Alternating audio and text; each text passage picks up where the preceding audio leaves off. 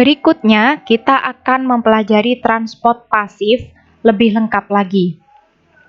Ciri transport pasif merupakan perpindahan zat dari tempat yang konsentrasinya tinggi menuju ke tempat yang konsentrasinya rendah. Atau kita bisa menyebutnya dengan mengikuti gradien konsentrasi. Ciri yang kedua, tidak membutuhkan energi. Analoginya, perhatikan gambar berikut. Pada gambar air terjun ini dapat kita ketahui perpindahan air dari tempat yang tinggi menuju ke tempat yang rendah terjadi secara langsung. Sehingga transport pasif itu ibaratkan seperti mengalirnya air dari tempat tinggi menuju ke tempat rendah.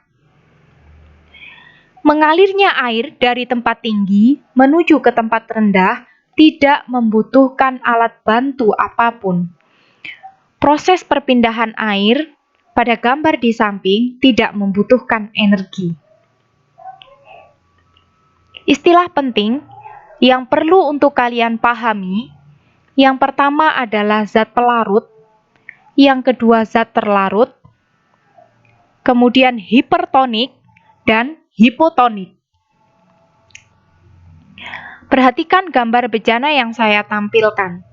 Garis putus-putus ini merupakan membran semi-permeabel atau selektif permeabel, di mana sifat inilah yang dimiliki oleh membran sel. Apa artinya membran semi-permeabel atau selektif permeabel? Pada membran ini tidak semua zat bisa keluar masuk seenaknya. Jadi pada membran ini hanya zat-zat tertentu yang diperbolehkan untuk lewat. Sekarang kita perhatikan di dalam bejana ini terdapat dua bagian. Ada bagian A dan ada bagian B. Sekarang kita akan mempelajari apa yang disebut dengan zat pelarut. Zat pelarut ini seperti yang dicontohkan dengan tanda panah. Zat pelarut itu contohnya adalah air. Kemudian zat terlarut yang dicontohkan dengan tanda panah warna merah, ini contohnya adalah garam. Untuk mengetahui larutan hipertonik dan larutan hipotonik, kita harus bisa membandingkan antara dua larutan. Pada contoh ini kita membandingkan larutan A dengan larutan B. Larutan A diketahui misalnya persentase garam adalah 60%. Maka tentu saja persentase airnya adalah 40%. Pada larutan B, persentase garamnya 10%, sehingga dapat diketahui persentase airnya 90%. Sehingga dapat disimpulkan bahwa konsentrasi zat terlarut pada bejana A lebih tinggi. Sedangkan konsentrasi zat terlarut yang ada di bejana B lebih rendah. Nah, di sini kita mengetahui bahwa larutan A bersifat hipertonik jika dibandingkan dengan larutan B. Kemudian, larutan B bersifat hipotonik jika dibandingkan dengan larutan A. Jadi, agar kita bisa mengetahui suatu larutan bersifat hipertonik atau hipotonik, kita harus punya pembanding. Tahukah kalian apa perbedaan difusi dan osmosis? Kita ingat lagi gambar yang ada di slide sebelumnya.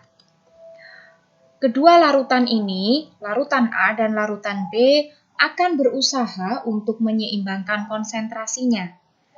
Caranya ada dua kemungkinan. Yang pertama, jika ion garam yang berada di bejana A berpindah menuju bejana B, maka proses ini disebut dengan difusi atau proses perpindahan zat terlarut.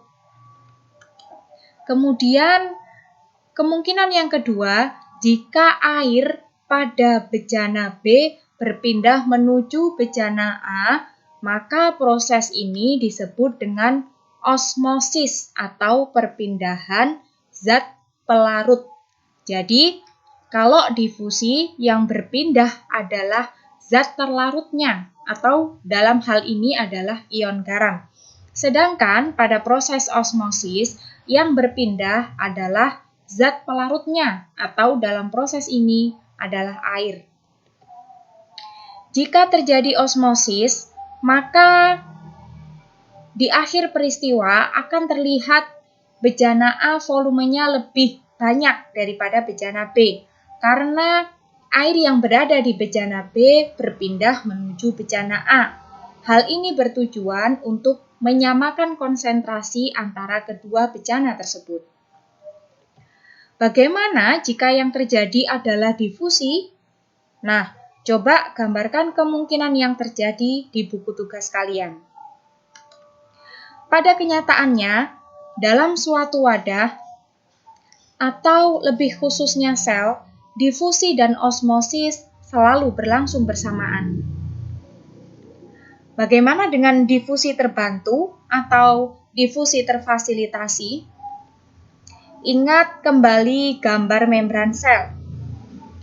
Selama proses difusi, zat keluar atau masuk melewati celah antara fosfolipid. Namun, perhatikan betapa sempitnya celah fosfolipid tersebut.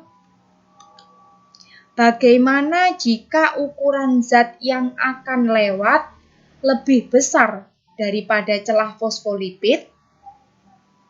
Nah, jika kalian perhatikan gambar, di sini ada namanya protein channel atau transport protein. Protein channel merupakan salah satu jenis protein integral, akan tetapi di dalamnya terdapat saluran. Bayangkan ini seperti selang. Jika ada zat yang ukurannya lebih besar daripada celah fosfolipid, maka zat ini akan melewati protein channel atau protein saluran. Sehingga difusi terfasilitasi artinya adalah proses transport zat melalui protein saluran atau protein channel.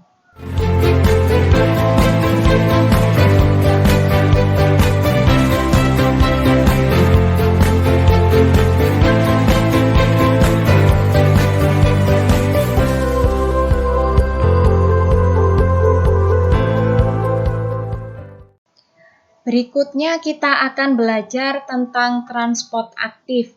Cirinya berpindahnya zat dari konsentrasi rendah ke konsentrasi tinggi. Dalam hal ini melawan gradien konsentrasi. Kemudian ciri yang kedua membutuhkan energi. Analoginya, silakan perhatikan gambar di mana air sumur ini yang letaknya di dalam tanah berusaha untuk diambil atau dinaikkan ke atas permukaan tanah. Transport aktif ibaratnya seperti memindahkan air dari tempat rendah menuju ke tempat yang lebih tinggi.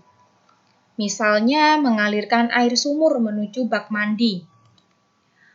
Proses terjadinya membutuhkan alat bantu, contohnya pompa air. Nah, dari analogi ini dapat kita ketahui bahwa transport aktif membutuhkan energi. Jenis transport aktif yang pertama adalah endositosis. Dari gambar kita melihat tahap yang pertama ada di sini, tahap yang kedua, tahap ketiga, dan tahap keempat. Endositosis merupakan proses masuknya zat atau cairan yang dibutuhkan sel ke dalam sel. Jenis endositosis yang pertama adalah fagositosis, yang kedua adalah pinositosis, dan yang ketiga adalah endositosis yang diperantarai reseptor. Jenis transport aktif berikutnya adalah eksositosis. Kita lihat dari langkah yang pertama, kemudian langkah yang kedua, ketiga, dan keempat, hingga semua zat yang berada di dalam vesikula dikeluarkan dari dalam sel. Sehingga eksositosis merupakan proses keluarnya zat atau cairan yang tidak dibutuhkan sel menuju keluar sel. Jenis transport aktif yang berikutnya adalah pompa ion. Perhatikan gambar di samping. Masih ingatkah kalian tentang pompa air? Kira-kira apa ya fungsinya? Nah, seperti halnya pompa air, pompa ion ini berfungsi untuk memindahkan ion dari tempat yang konsentrasinya rendah menuju ke tempat yang konsentrasinya tinggi, sehingga melawan gradien konsentrasi. Salah satu contoh pompa ion adalah pompa natrium kalium. Sel hewan mempertahankan konsentrasi ion K+ lebih tinggi dan ion Na+ lebih rendah di dalam sel. Nah, untuk menjaga konsentrasi ini, maka diperlukan alat bantu. Nah, dalam hal ini yang berperan adalah pompa natrium kalium. The sodium-potassium pump is an active transport mechanism. 3 sodium ions bind to the protein channel and an ATP provides the energy to change the shape of the channel that in turn drives the ions through the channel. 1 phosphate group from the ATP remains bound with the channel. The sodium ions are released on the other side of the membrane outside of the cell, and the new shape of the channel has a high affinity for potassium ions, and 2 of these ions now bind to the channel. This binding again causes a change in the shape of the protein channel, and this conformational change releases the phosphate group on the cytoplasm side. This release allows the channel to revert to its original shape, and as a result, the potassium ions are released inside the cell. In its original shape, the channel has a high affinity for sodium ions, and when these ions bind again, they initiate another cycle. The important characteristic of this pump is that both sodium and potassium ions are moving from areas of low concentration to areas of high concentration. In other words, each ion is moving against its concentration gradient.